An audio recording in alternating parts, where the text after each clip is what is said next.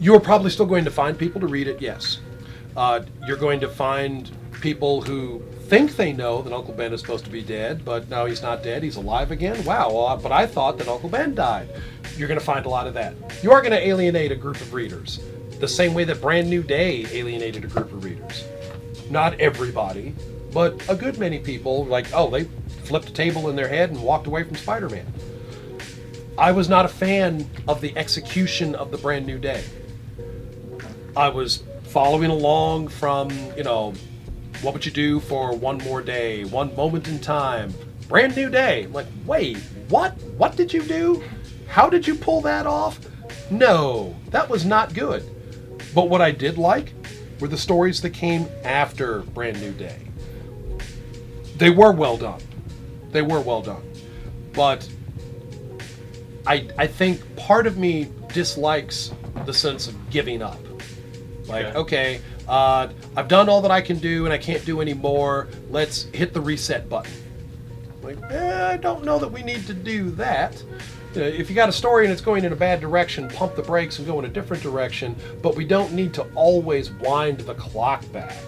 We're like, oh, okay, Peter's got a wife, but that's not in line with the Peter Parker we want, so let's roll the clock back to when they weren't married. We want Aunt May alive again like she was at the height of the Peter Parker that we liked. When we were kids, when we were teenagers, this is what we had, so let's roll the clock back to that. Like, no, don't let's roll the clock back, but let's figure out how to get back to the essence of those stories in contemporary stories. Figure out what's good about the character. Figure out what's important. Again, Peter's moral center. Okay, there are plenty of stories that you could tell that don't involve going backwards about Peter and his moral, his crisis of conscience over one thing or another.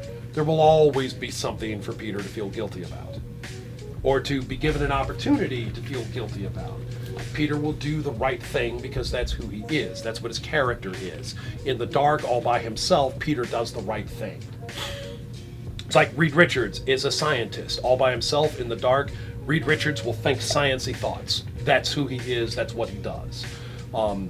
Ben Grimm will want a big sandwich and watch a football game and, probably use foul language. That's what he does. But Ben Grimm will always fight for the underdog. He'll do the good thing, the right thing. But he's a guy like the rest of us, someone we can relate to. Wolverine.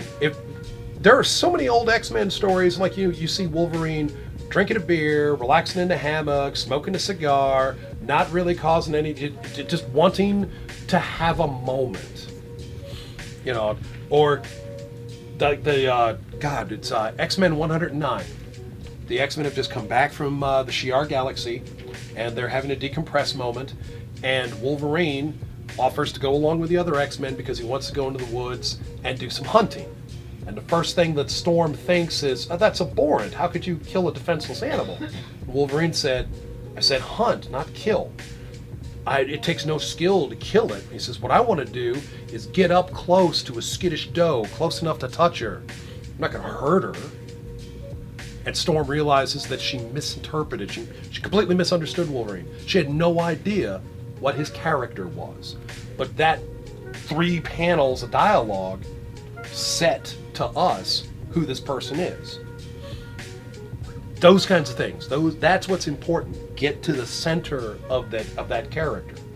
But you don't have to keep rolling the clock back 20 years. You don't have to go back to